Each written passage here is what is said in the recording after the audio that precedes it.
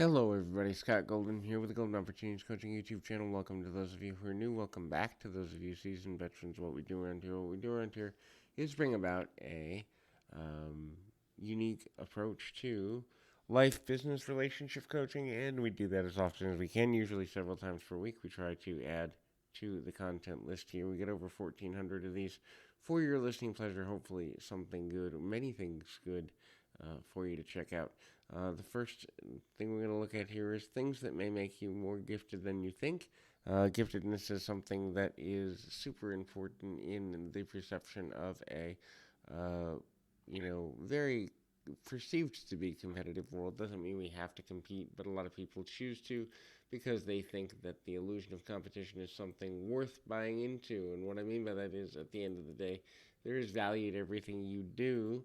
It's just finding your space in the world among 7 billion people.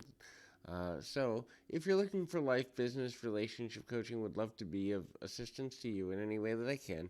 Please feel free to reach out at PO Perception on Twitter and or in the About Me section of this YouTube page. Either one will get you in contact with me or a member of my team. We can make something happen from there. Someone who has um, language related challenges can be extremely gifted. This is because the use of language and or the way of looking at language is something that denotes a person's level of creativity. So, language challenges could be something as simple as difficulty in learning a language because their pattern mind is different.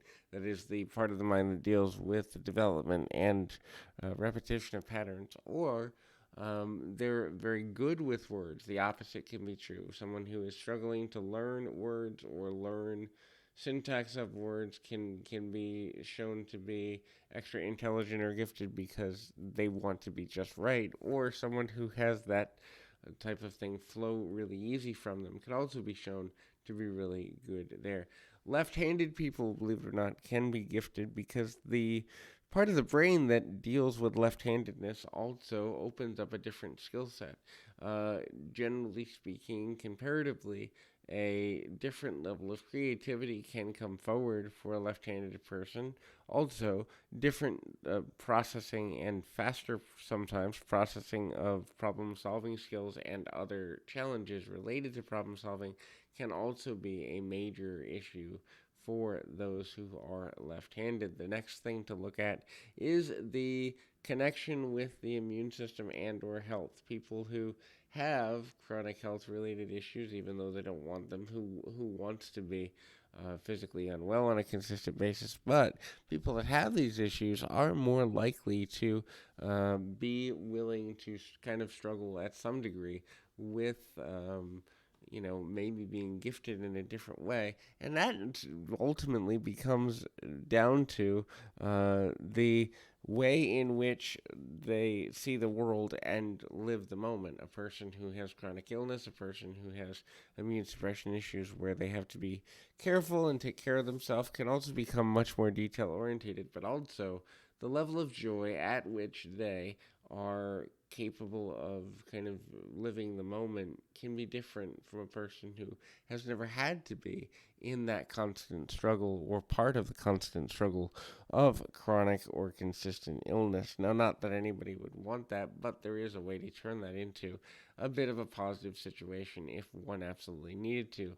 Memory and the chunking of memory. People with a more consistent memory, meaning a memory that either has great attention to detail or can chunk a large amount of information or has quick memory recall.